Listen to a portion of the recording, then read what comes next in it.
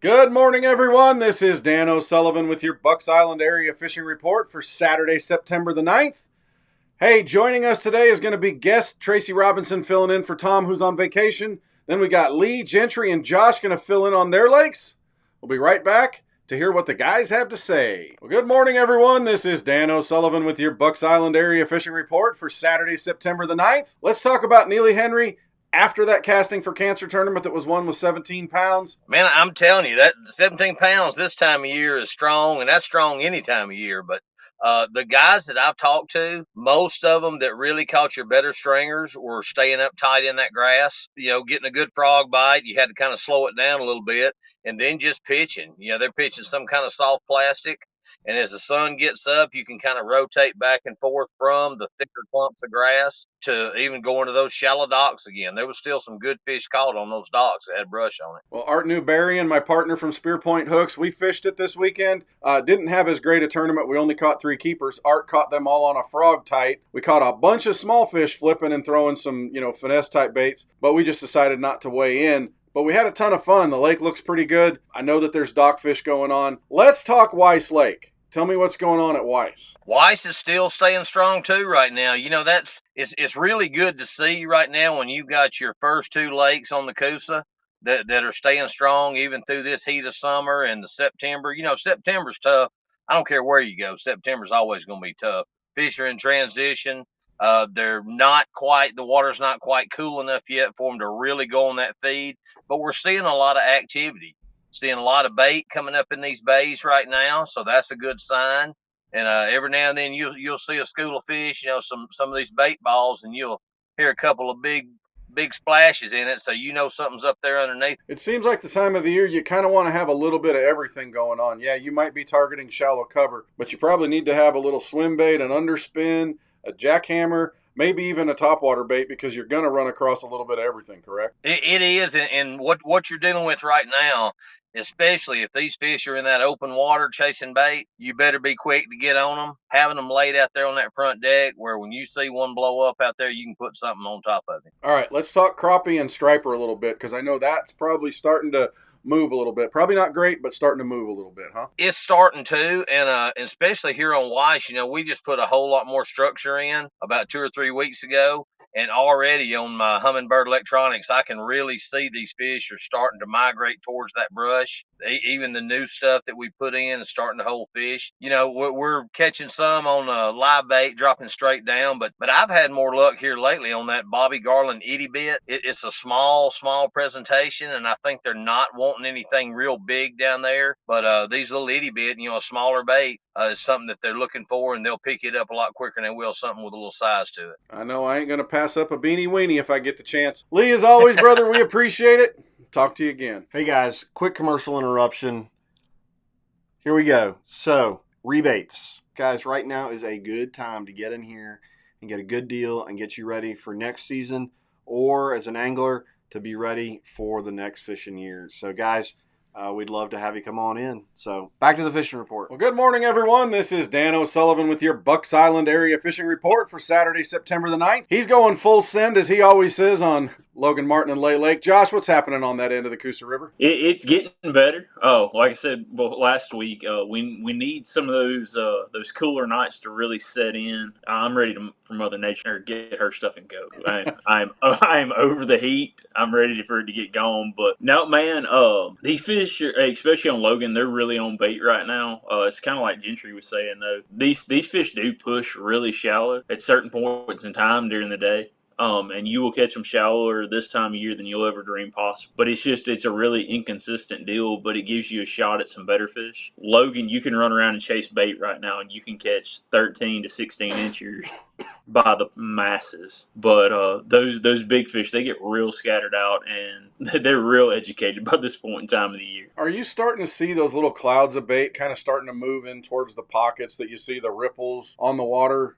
Kind of in the openings of some of those pockets and stuff? Is that starting to show up, or are they still deep? No, I mean, they come and go with the sun. Bait really kind of pulls up in the sun, and that's where you start getting like those afternoon schoolers and stuff like that people start to see in the fall. It's when that bait really kind of comes up, and that's happening right now. It's happening at Neely, it's happening at Lay, and it's happening at Logan. Like you'll get those flurries, like these afternoon schoolers that are getting on bait. But especially on the weekends when most guys are fishing, like when boat traffic gets really bad, that bait kind of gets drove down, and that's when those fish kind of get in that 20 to 25, and they kind of get up and they swarm them, almost like they'll sit there and circle them. And if you watch them on forward-facing sonar or anything like that, you can actually watch the bait getting parted with fish running through it. So, but for guys who don't like to do that stuff, there's still a decent shallow dock bite going in the backs of some of these pockets, and that's primarily going to be your largemouth. And then some of these deeper river docks are holding some better spotted bass. Are you going to target the docks themselves, or are they going to be kind of around them? Do you need to go in after them when you're in the docks, or are you going to kind of be around the edges? Like for the spots on the river docks, you can throw swim baits down the face of them, fish head spins. Even down to like a chatterbait. You can kind of rip that stuff around the outside edges, and you cover a bunch of docks. For the largemouth and like these shallow docks, no, it's put it in the back of the darkest, deepest hole you can find. Those jokers have had all the heat they want, and they are roasted. They are ready to get out of it. But they'll back up with their bellies in the dirt. So that's a really targeted, isolated kind of deal where you're putting a bait in a little bitty hole, and it's not flipping edges. Josh, as always, brother, we appreciate the insights. We'll talk to you again soon. Good morning, everyone. This is Dan O'Sullivan with your Bucks Island Area Fishing Report for Saturday, September the 9th. Hey, it's after Labor Day. The boating season has stopped. Fishing is going to be good. Right, Gentry? Sure, Dano. Whatever you say.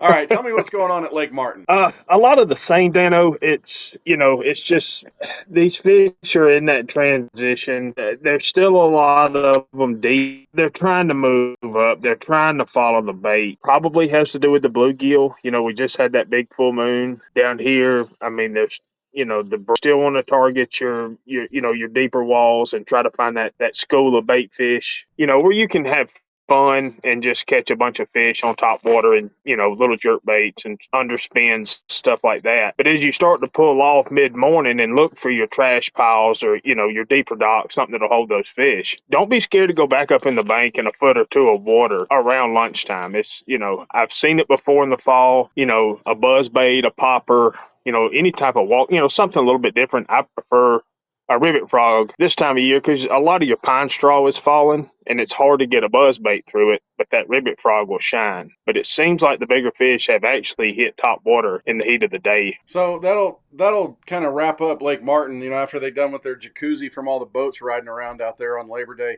Talk about Jordan Lake. What are you seeing out of Jordan Lake now? I've caught them on a swim jig. I've even caught them on like a popping frog. And that's what I go to. That's my favorite. That's my style of fishing, shallow, run the banks. Of course, there's still fish out deep up underneath the bait fish. And it's a lot of fun. But, if I can trade in a couple of small fish for one big blow up on a frog or a swim jig, that's what I'm going to do. But the same goes as Jordan. I know, don't be scared to go shallow in the heat of the day. If you can find your bluegill beds on your 360, your side image, whatever, target those with a wacky rig. That's what I use, Senko. It just something different. Let it slow fall over those brim beds. Your dock fishing is still there, and it's just it's more or less being at the right place at the right time. What about swim baits and stuff like that up the river? Maybe jigs around some of those outcroppings of rocks. Are we getting enough current to do that? Yeah, when the current is moving, early in the morning, late in the afternoon, absolutely. And you can go up there and catch them on a swim bait all day. It's just a matter of finding the bait and exactly where it's positioned. And like I said, that's a lot of fun, especially on, up that river with those big spots. It's hard for me to do when I know I can go down and get in that grass and get a big one. Well, there you go. Appreciate it, Gentry. We'll talk to you again next week, brother. Have a great weekend. Good morning, everyone. This is Dan O'Sullivan with your Bucks Island Area Fishing Report for Saturday, September the 9th. Hey, we're joined by a fill-in for Tom Ott, who's on vacation this week. We got Tracy Robinson, our friend, pro staffer, and a great angler on Guntersville. Let's talk about that lake right now. Tracy, what's happening? Really good fishing report right now. A big tournament this weekend, 24 pounds won it. A lot of 20-pound bags caught. Frog fishing seems to be the big buzz around here right now, and that's what's got my attention as well. But there's several other ways to catch them, but the frog mats on the lower end, they're a little bit behind the upper end. The upper end kind of grows first, dies first. So the upper end's got probably the better mats, but there's still a lot of good mats on the lower end, but it's more of your pockets off the river type stuff. You can get out on the river, and once you get on up the lake, I'd say waterfront up, you can kind of get out closer to the river and find some dead stuff that's good frog grass. It seems a little early right now for that frog Dano? bite. Doesn't it tend to kind of happen later in the year, kind of towards the fall? Late September, October is really when it's famous for being the frog bite, because that's when your big river mats, like out in front of Goose Pond and Waterfront, turn on. But right now, the fish have really moved up. I think it's because of a lot of lack of oxygen out on the main lake. They've moved into these pockets and creeks and stuff, and you can kind of get in that sloppy, dead stuff in the corners of the pockets. And those fish, man, they haven't seen the frog yet, so they're really just eating it as soon as it comes across it when you get into those pockets like that. Is there a flip bite, punching and stuff like that yet? Yeah, the punching bite's pretty good too, Dano, out on the main lake. That main lake mat or grass is really where I want to be for frogging, but it's so thick you can't hardly frog it yet, like you were talking about. But you can get out there on those edges on that grass line and punch with an ounce and quarter weight, your favorite plastics. I like the net baits, but whatever your favorite plastics are. But that punch bite's pretty good. The current's helping that bite a lot. Whenever you do get a little bit of current, it's really picking that bite up as well. What about other kinds of bites? Are you getting any more offshore stuff? Maybe some of that ledge stuff still? I can still see those fish out there on those kind of schoolie holes and those community holes down there. They've been hit all summer long, though. They're real finicky. You can pull in there with a drop shot Ned rig, maybe even a crankbait Carolina rig, and catch one or two. But as soon as you get a bite or two, that school is gone. They know the deal. They've been hammered on all summer long, but there's still some out there. So back to the frog bite just a little bit. Are they grouped up, or are you finding individuals? Individuals right now, but the more and more fish that get into those mats as the fall comes around, those fish, just like on those schooling fish out there on those ledges, those fish will group up in the mats too, but just like over a couple of days, weeks, they start grouping up. So you can actually get into some schools in those mats, but right now it's primarily. Well, Tracy, man, we appreciate everything. Have fun out there this week, and we'll talk to you again soon. Well, thanks for tuning in to the Bucks Island Area Fishing Report for Saturday, September the 9th. Don't forget to stop on by the shop. We got the boat you need, the parts you need, the service that you need, and we got the tackle that'll help you put a few more fish in the boat. Come see us at Bucks Island. You are the best part of this business, and you are appreciated. Thank you very much for tuning in.